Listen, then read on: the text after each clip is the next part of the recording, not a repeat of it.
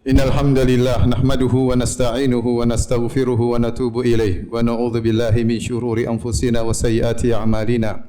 May yahdihillahu fala mudilla lahu wa may yudlil fala hadiyalah. Asyhadu an la ilaha illallah wahdahu la syarika lah wa asyhadu anna Muhammadan 'abduhu wa rasuluhu la nabiyya ba'dah. Ya ayyuhalladzina amanu taqullaha haqqa tuqatih wa la tamutunna illa wa antum muslimun. Fa in asdaqal hadithi kitabullah wa khairal huda huda Muhammadin sallallahu alaihi wasallam. Wa syarrul umuri muhdatsatuha wa kullu muhdatsatin bid'ah wa kullu bid'atin dhalalah wa kullu dhalalatin finnar. Ma'asyiral muslimin, usikum wa nafsi bi taqwallah faqad fazal muttaqun. Sungguhnya al-qanaah, ridha dengan pemberian Allah, menerima dengan apa yang Allah anugerahkan adalah kanzun la mathila lahu. Adalah kekayaan dan aset yang tiada bandingannya. Barang siapa yang memiliki hati yang qanaah, maka dia adalah orang yang paling berbahagia.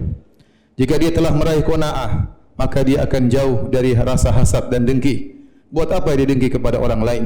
Buat apa dia hasad kepada orang lain sementara dia sudah qanaah? Dia akan jauh dari kesedihan. Betapa banyak orang sedih karena melihat orang lain lebih kaya daripada dia, lebih memiliki daripada dia. Adapun orang yang qanaah, maka dia terima dengan pemberian Allah Subhanahu wa taala. Oleh karenanya Allah Subhanahu wa taala menghendaki hamba-hambanya untuk menerima apa yang Allah berikan kepada mereka. Nabi sallallahu alaihi wasallam memuji orang yang qanaah. Kata Nabi sallallahu alaihi wasallam, "Qad aflaha." Sungguh beruntung man aslama wa ruziqa kafafan wa qanna'ahu Allahu bima atah. Sungguh beruntung orang yang Islam dan orang diberi rezeki kafaf. Kafaf itu tidak miskin dan juga tidak kaya, cukup buat dia. Wa qanna'ahu Allahu bima atah, dan Allah menjadikan dia qanaah, menerima dengan apa yang Allah berikan kepadanya. Nabi mengatakan orang ini adalah orang yang sungguh beruntung. Kata Nabi sallallahu alaihi wasallam juga, "Laisal ghina an kathratil arad wa innamal ghina ghinan nafs." Bukanlah kekayaan dengan harta yang banyak, bukan dengan aset yang banyak, tetapi kekayaan yang sungguhnya adalah kaya hati, yaitu qanaah. Betapa banyak orang yang memiliki harta, namun tatkala mereka tidak qanaah, maka mereka hidupnya sengsara. Allah sudah berikan harta yang banyak, tetapi rasa tamak terus ada dalam hati mereka, menjalar dalam darah mereka, sehingga mereka tidak pernah puas. Terus mengejar dunia tiada henti-hentinya. Betapa banyak orang yang kaya raya, namun mereka menderita. Kenapa mereka hasad kepada orang lebih kaya dari mereka, dengki kepada orang lebih kaya daripada mereka, padahal Allah telah berikan harta mereka begitu banyak. Kepuasan tidak pernah mereka dapatkan. Oleh karenanya orang yang qanaah adalah orang yang berbahagia. Kata Imam Syafi'i rahimahullahu taala, "Idza ma kunta dza qalbin qanu'in fa anta wa malikud dunya sawa'u." Kalau engkau memiliki hati yang qanaah, maka sungguhnya engkau dan raja dunia sama saja. Apa yang dikejar oleh raja adalah kekuasaan dan kepuasan. Jika engkau meskipun dalam kondisi pas-pasan, tapi kau telah mendapatkan kepuasan, sungguhnya bisa jadi kau lebih dahulu bahagia daripada sang raja. Untuk bisa qanaah ada beberapa perkara yang harus kita perhatikan. Yang pertama, ma'asyiral muslimin, yakinlah bahwasanya rezeki kita telah ditakdirkan oleh Allah Subhanahu wa taala, tidak berkurang sedikit pun dan tidak bertambah sedikit pun. Kita diperintahkan oleh syariat untuk mencari rezeki, namun dengan cara yang baik. Kata Nabi sallallahu alaihi wasallam, "Fattaqullaha wa ajmilu fit talab." Bertakwalah kepada Allah dan carilah harta dengan cara yang baik. Fa inna nafsan lan tamuta hatta tastawfiya rizqaha. Sungguhnya satu jiwa tidak akan meninggal dunia sampai dia penuhi segala rezekinya, tidak akan berkurang sedikit pun. Akan terpenuhi sesuai dengan kadar dan takdirnya. Kemudian kata Nabi sallallahu alaihi wasallam, "Fattaqullaha wa ajmilu fit talab wa khudhu mahalla wa da'u maharum." Maka bertakwalah kepada Allah dan carilah rezeki dengan cara yang halal, ambillah yang halal dan tinggalkanlah yang haram. Maka seorang kalau dia tamak, berusaha sekuat mungkin mencari harta, tetap saja dia akan mendapatkan sesuai dengan yang Allah telah rezekikan kepada dia dan takdirkan kepadanya. Yang kedua, seorang jika ingin qanaah, maka latihlah dirinya untuk melihat yang di bawah yang lebih susah daripada dirinya. Kata Nabi sallallahu alaihi wasallam, "Unzuru man huwa asfala minkum wa la tanzuru man huwa fawqakum fa innahu ajdaru an la tasdaru ni'matallahi alaikum." Lihatlah kepada yang di bawah, jangan lihat kepada yang di atas. Sungguhnya hal itu akan menjadikan kalian tidak meremehkan nikmat yang Allah berikan kepada kalian. Kita ini masih dalam banyak kenikmatan. Banyak kenikmatan yang tidak terhingga yang Allah berikan kepada kita. Ada di sana orang-orang yang diuji, diberi musibah. Musibah dalam harta, musibah dalam kesehatan, musibah dalam hal yang lain, musibah perceraian, banyak musibah yang mereka hadapi. Kita lihat kepada mereka, maka kita akan bersyukur kepada Allah Subhanahu wa taala. Seandainya kita pun terkena musibah, yakinlah betapapun besar musibah kita, akan ada orang lebih parah daripada kita. Kalau kita lihat orang lebih parah daripada kita, maka kita akan tetap bersyukur kepada Allah Subhanahu wa taala. Maka kita tidak akan meremehkan nikmat yang Allah berikan kepada kita. Kemudian agar membuat kita bisa menjadi orang yang qanaah, hendaknya kita husnudzan kepada Allah Subhanahu wa taala, bahwasanya apa yang Allah tetapkan kepada kita itu adalah pilihan yang terbaik. Ya, betapa banyak orang diberi kekayaan namun mereka tidak bisa menghadapi ujian tersebut. Sungguhnya kemiskinan dan kekayaan adalah ujian, dua-duanya ujian. Betapa banyak orang diuji dengan kemiskinan dan mereka lulus dalam ujian tersebut sehingga mereka masuk surga. Dan betapa banyak orang diuji dengan kekayaan, hanya sedikit yang berhasil lulus dari ujian tersebut. Kebanyakan mereka tidak lulus. Jadilah harta tersebut menjadikan mereka sombong, angkuh, lupa untuk beribadah kepada Allah, sibuk dengan perkara-perkara yang tidak bermanfaat. Semuanya kenapa? Karena harta yang terlalu banyak.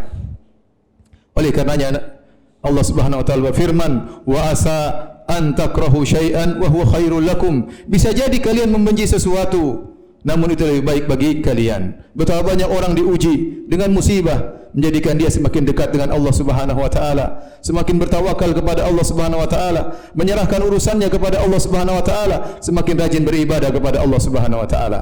Maka seorang berusaha menghadapi segala ujian, baik diuji dengan kesusahan maupun diuji dengan kebaikan.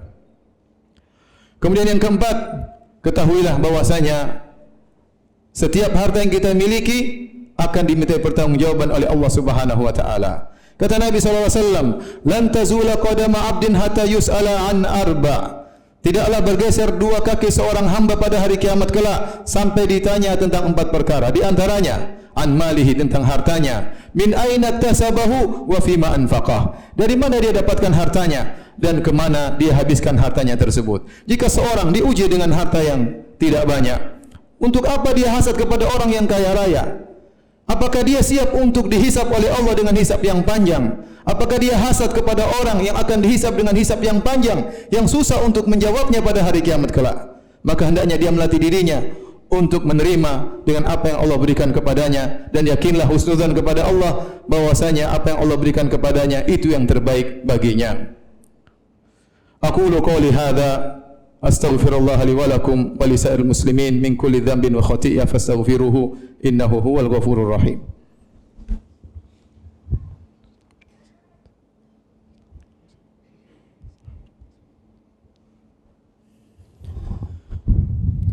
Alhamdulillahi ala ihsanih wa syukru lahu ala taufiqihi wa amtinanih wa asyhadu an la ilaha illallah wahdahu la syarika lahu ta'ziman li sya'nih wa asyhadu anna Muhammadan abduhu wa rasuluhu da'ila ridwanih. Allahumma salli alaihi wa ala alihi wa ashabi wa ikhwanih. Ma'asyiral muslimin, qanaah bukan hanya dimiliki oleh orang-orang yang diuji dengan kesulitan. Orang-orang yang diberi ujian kekayaan, harta yang berlimpah ruah, hendaknya mereka juga memiliki sifat qanaah ini. Bagaimana mereka qanaah dengan harta tersebut? Jangan masukkan harta tersebut dalam hati mereka. Cukup di genggaman mereka. Ketahuilah bahwasanya setiap harta tersebut akan diminta pertanggungjawaban oleh Allah Subhanahu wa taala.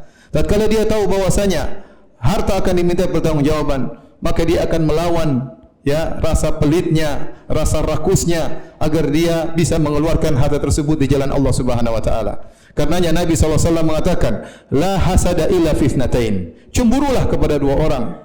Inginlah seperti mereka berdua. Siapa dua orang ini? Kata Nabi sallallahu alaihi wasallam, di antaranya rajulun atahu Allahul mal wa huwa yusallituhu ala halakatihi fil haq. Seorang diberikan harta oleh Allah Subhanahu wa taala, wa huwa yusallituhu, yaitu dia melawan jiwanya untuk mengarahkan hartanya kepada jalan-jalan yang dicintai oleh Allah Subhanahu wa taala. Maka orang yang dipuji oleh Allah Subhanahu wa taala, kenapa dia qanaah? Dia tidak masukkan hartanya dalam hatinya. Ketahuilah para kaum muslimin yang dirahmati oleh Allah Subhanahu wa taala, sungguhnya seorang mukmin dalam kondisi apapun dia hendaknya nerima dengan keputusan Allah Subhanahu wa taala. Kata Nabi sallallahu alaihi wasallam, "Ajaban li amril muslim."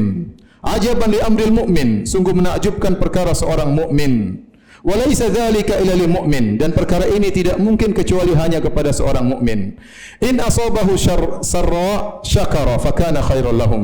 Kalau dia mendapat kebaikan maka dia bersyukur kepada Allah Subhanahu wa taala, maka itu yang terbaik baginya. Wa in asabahu dharra sabara fakana khairan lahum. Dan jika dia ditimpa dengan kesulitan, dia bersabar, dan itu yang terbaik baginya. Semoga Allah menjadikan kita orang-orang yang beriman, yang berbahagia, memiliki sifat qanaah sampai bertemu dengan Allah Subhanahu wa taala. Innallaha malaikatahu yusalluna 'alan nabi ya ayyuhalladzina amanu sallu 'alaihi wa sallimu taslima. Allahumma salli 'ala Muhammad wa 'ala ali Muhammad kama sallaita 'ala Ibrahim wa 'ala ali Ibrahim innaka Hamidum Majid. Wa barik 'ala Muhammad wa 'ala ali Muhammad kama barakta 'ala Ibrahim wa 'ala ali Ibrahim innaka Hamidum Majid. Allahumma ighfir lil muslimina wal muslimat wal mu'minina wal mu'minat al ahya'i minhum wal amwat innaka sami'un qaribun mujibud da'wat wa yaqdi al hajat. Allahumma ati nufusana taqwaha wa zakkiha anta khairu man zakkaha anta wali wa maulaha. Allahumma inna nas'aluka al huda wat tuqa wal afafa wal ghina. Allahumma a'izzal islam wal muslimin أذل الشرك والمشركين ودمر أعداءك الدين. اللهم اجعل هذا البلد آمنا مطمئنا ورخاء وسائر بلاد المسلمين. ربنا آتنا في الدنيا حسنة وفي الآخرة حسنة وقنا عذاب النار وقنا عذاب النار وقنا عذاب النار وأقيموا الصلاة.